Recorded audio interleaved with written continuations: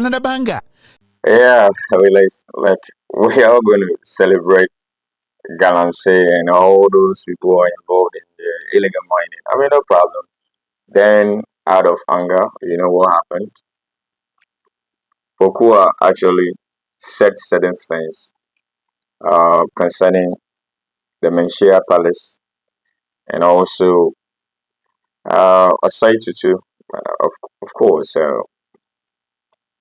she didn't word her words properly. Let's say. Then she was someone.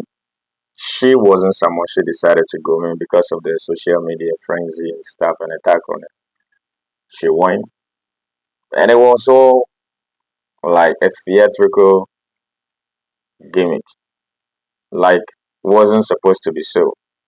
But I'm taking this information from actually Ghana Web. Let's read this in case you lost track of what actually transpired uh, in the last week. Let's go through it. Credit to Ghana Web. What did they say? Take your cursed self away. MANHYIA Palace reject AFIA Pokua's apology.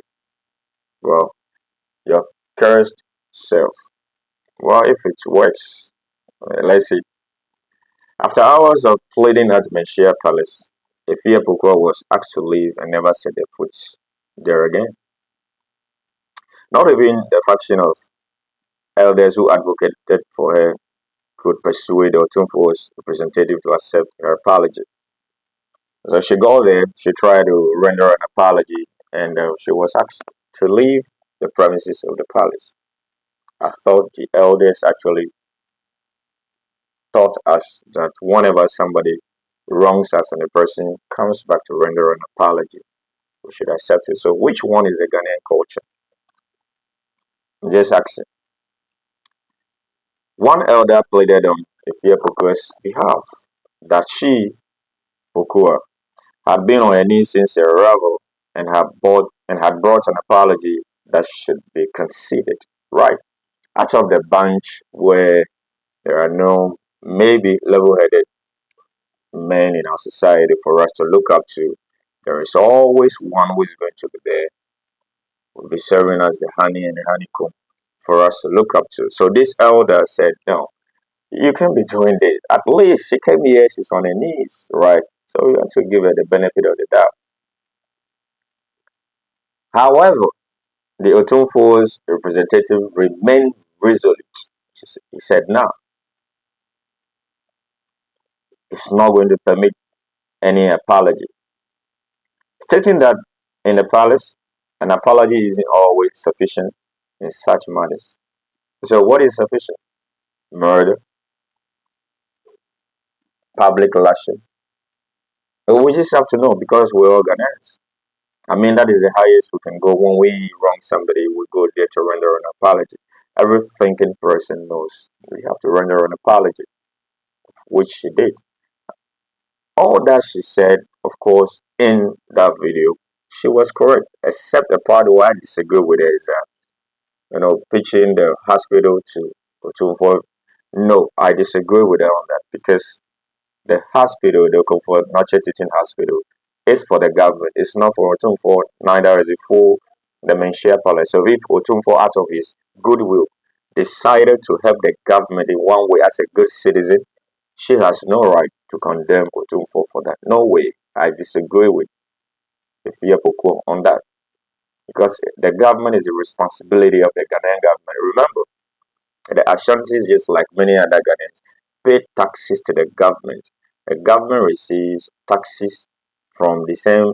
I'm sure Otunfo also pays taxes to the government because he has businesses. So if he, out of his own free will, decides to help the government, everybody should applaud him, and of which I did. I applauded him.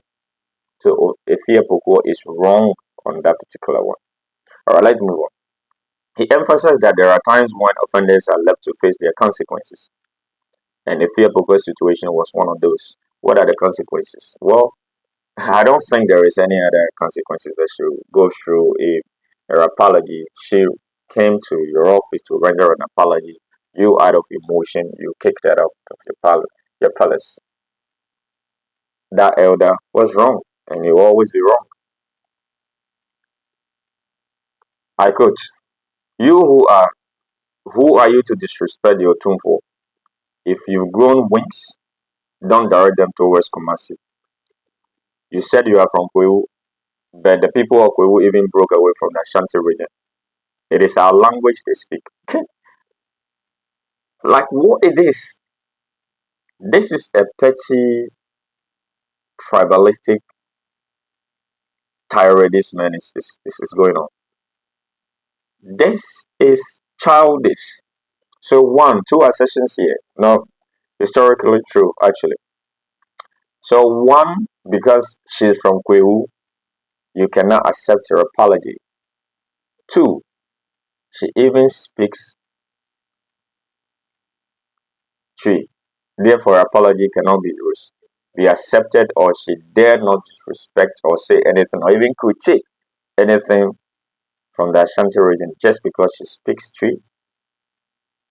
And now somebody make this clear to me. If you are watching this video, put your comment in the comment section. And I don't understand this part. Now, this is the thing. This is the highest level of tribalism. This is the extreme form of tribalism coming from the palace. Of course, it's not Otunfo saying this. It is his representative. And mind you, representatives or spokespersons speak for, but I'm not sure Otunfo or Saitutu, second, whoever authored these words. Alright, this is what we've been saying, that tribalism sits everywhere in Ghana. But to that honorable palace, for a man in that palace to spew out this balady speaks volume.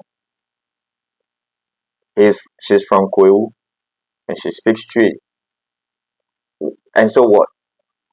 All of us in Ghana, we speak English language. Some even speak French. Some speak Portuguese. What does that have to do with anything? There are those in Ghana who even speak more than two languages, international languages.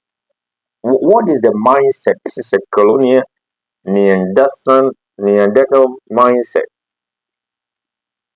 So because his his people couldn't control, the Ashantis in particular couldn't control those in Kwewu to stay within the club or the clan, her apology can never be accepted. All right, we move. Take your cursed self and your troubles with you. Whatever you encounter in future, face it alone. Never set your foot here again. I quote, stated bluntly. Come to think of it, so the curse is actually coming from him or the gods. Okay, which is okay. And that ain't gonna work. Where are the gods when all the rivers have been destroyed? Anyway, I don't want to digress. I'll come to that video next minute.